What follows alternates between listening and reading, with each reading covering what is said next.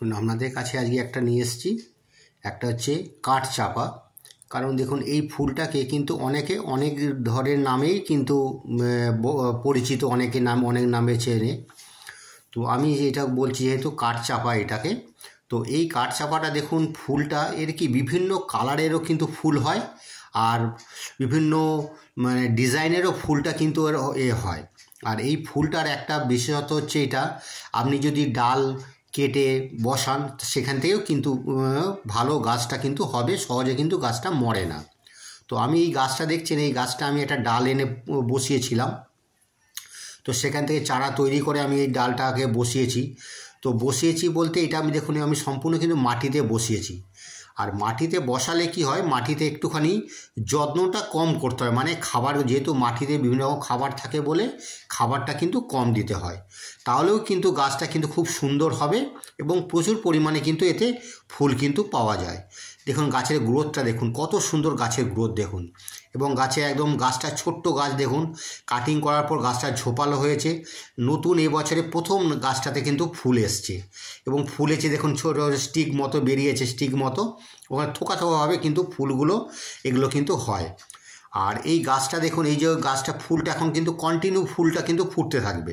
একদম দেখুন ছোট্ট গাছটা দেখুন আমি মাটিতে লাগিয়েছি এবং ডগটা একটু কাটিং করে দেওয়ার পর দেখুন ঝোপালো মতো গাছটা হয়েছে। গাছটাতে দেখুন ফুলগুলো কিন্তু ফুটতে শুরু করেছে। তো এই গাছ ফুলটা এখন অনেক দিন থাকবে, থাকার পর এখন কি কাজ হচ্ছে দেখুন, ফুলটা ফুটেছে, পাশ থেকে নতুন কিন্তু ডগও কিন্তু পাশ থেকে বেরিয়েছে। কারণ ওই পরবর্তীকালে ওই ডগটা থেকেও কিন্তু আপনার ওখান থেকে কিন্তু নতুন ফুলের আবার এই যে স্টিকটা বেরোবে, সেখানে কিন্তু থোকা থোকা কিন্তু ফুলগুলো হবে। এটা হচ্ছে ফুলটা। এবং এর যে পরিচর্যা দেখুন, ছোট গাছটাতে যে এত ফুল হয়েছে, ছোট গাছটা সেই পরিচর্যা বলতে দেখুন একটুখানি মাটির মধ্যে যেহেতু সার কম দিতে হয়, কিন্তু খাবার তো একটু তো দিতেই হবে। তো সেই হিসাবে দেখুন আমি একটুখানি বনডাস্ট দিয়েছি, একটু গোবর সার, একটু ভার্মি কম্পোস্ট, এইটা মাটিতে একটু খুঁড়ে কিন্তু মাটিতে মিশিয়ে দিয়েছি। আর মাঝে মাঝে অল্প একটু জল দিই। আর কিন্তু খাবার কিন্তু বিশেষ কিছু দেওয়া নেই। তাতেই দেখুন গাছটা কত সুন্দর সতেজ হয়েছে, কত ঝোপালো। দেখুন গাছটা দেখলেই বোঝা যাবে যে কত গ্রোথ কত কিন্তু হয়েছে।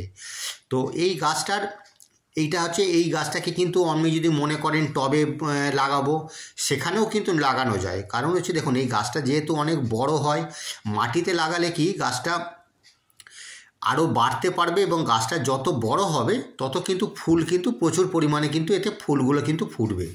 আর টবে হলে কি দেখুন, যত আপনি সার দেন দেন, দেখা যাবে একটা সময় এত গাছটা বড় হয়ে গেলে ওই টবেতে ওই গাছটা কিন্তু রাখতে পারা যায় না। তখন কিন্তু একটু ঝড় দিলে পড়ে যায়, বা তখন ডালগুলো কাটিং করতে হয়।